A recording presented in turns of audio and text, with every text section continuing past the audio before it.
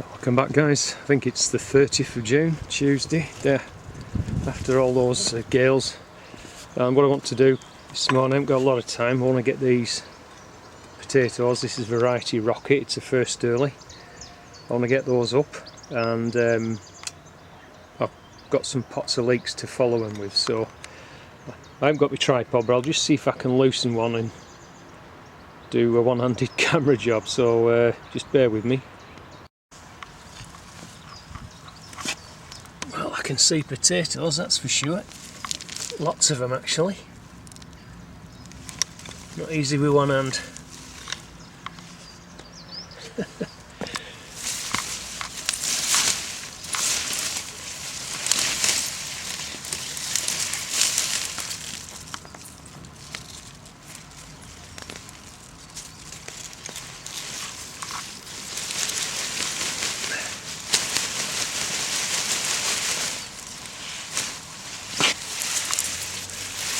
There's a lot of potatoes on there.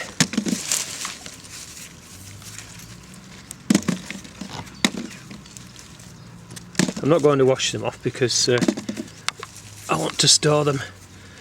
So we don't eat a lot of potatoes, and hence only planting one row, and I've left them longer than people would for earlies, but that's because I wanted them to bulk out a bit, and it looks like they certainly have. I suppose the other issue would be how many has been nibbled by slugs, but that's up to see. Just try to do this quickly.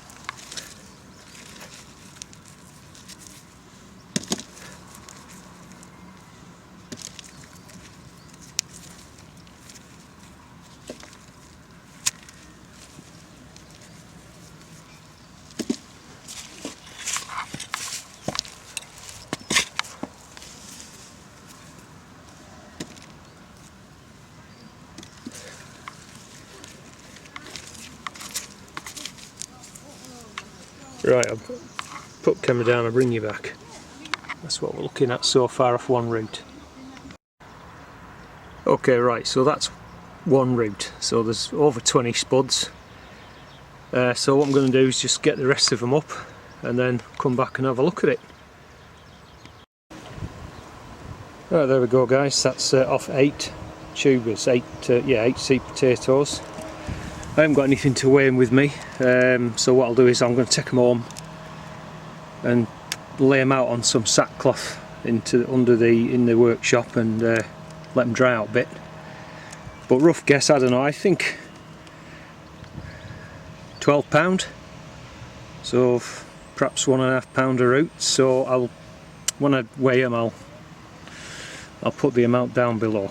Right, let's go on. I've got some leeks to get in. Bring you back. Right, so in preparation, I've just put string line out. I am packing them in a bit tight really, but that's all the room there is. The other line will go to the side of those planks, tucking them in tight to that board. But anyway, I use a crowbar, just make a hole around about 9 inches deep or thereabouts. And it's good weather this actually, when it's been raining and wet, because the soil kind of sticks together, so you get a nice hole, and hopefully the plant will just drop straight in, then we can puddle it in. Let's go and have a look at the plants. Alright, so these are the ones that are potted up after the first plantings. That's the main pot. There's a few left over, I don't know, there's maybe half a dozen or something in there. You can see they're pretty big plants. They're over a foot tall. Anyway, what I do is see if I can knock them out of this pot one-handed. You can see that they've got a whacking great root system. You can see that. Anyway, so what I do is I get a bucket of water ready. I just plonk them in there and leave them to soak, or maybe sort of waggle them around a bit. And you can see that compost starting to break down now. See it? And what that means is that they become very easy to gently tease apart because all the roots have kind of been growing together. See what I mean? So then what I'll do is I'll tease them apart and then cut the roots short. I'll cut the roots with a pair of scissors so that they go into the hole right the way down the bottom, and then we'll use some of that soil water, muddy water, we'll puddle them in, what's called puddling them in, and a lot of that soil will wash down over the roots and cover them over. So I'll continue with this process and I'll bring you back when we're going to plant a couple. Okay, so what I've done is I've sort of graded them. There's about 14 there, the larger ones. They're smaller ones. So what I'll do is I'll get these planted out. So like I say, what I'll do with that root system there, get a pair of scissors and cut it off to about there. And then, so roughly half of the roots, I'll chop them off. Then that should just drop neatly into the hole. And I get a jug and use some of this water to puddle them in. Then I'll come back and do the same with that pot, and then we'll see what we've got left. And anything that we've got left, like a good example would be this smaller one here, I'll pop those back up, and then when some more ground becomes available, they'll be ready to go in. So that's the idea. Right, let's get on with it. So that's what's left, maybe a dozen plants. A little bit of water, although I did put some of the mucky, damp, wet soil mixed in with some dry. But they'll be fine now, as I say, until there's a gap, and then those can go in.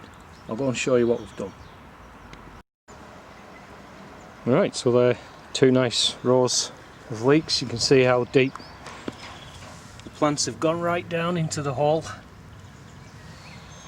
So that's a nice bed of leeks, and interestingly, if you look at that row there, near to these dwarf French beans, were planted, I think, pretty much the same time as that row there. And I don't know if you can tell, but that row is a lot bigger than this row, and that obviously presumably would be because the potatoes taking a lot of the food. So what I need to do is come back probably tomorrow. I think we're only due one dry day this week, and give them a good few handfuls of NPK fertiliser, 777, a balanced fertiliser, and then come Thursday that starts raining again, that'll get washed in and that'll give them the nutrients that they need. That's where I was cutting the roots off. They'll just go on the compost heap. Right, so that's it guys, that's most of the leeks in now. Plenty of leeks for this year. Hope that was helpful. I'll catch you later.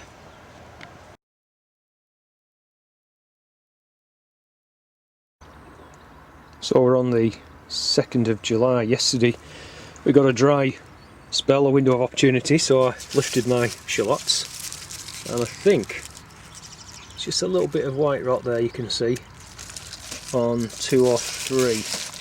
Definitely white rot on that one. Yeah, about 3. Not sure what happened to that one. It's not white rot, but something's affected the root.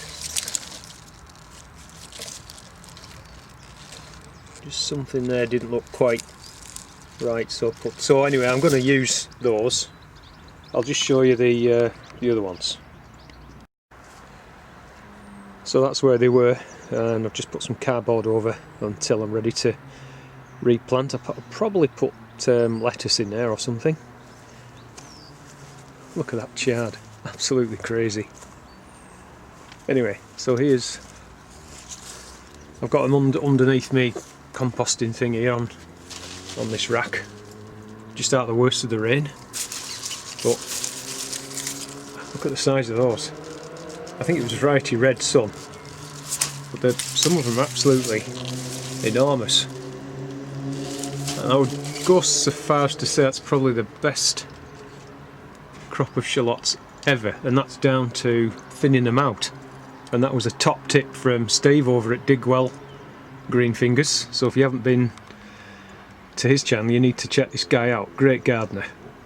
Amongst other things he does. Very clever guy, but very handy with lots of things actually. But yeah, I'll put his the link to his channel down below. But yeah, they're not all, but I mean, look at that.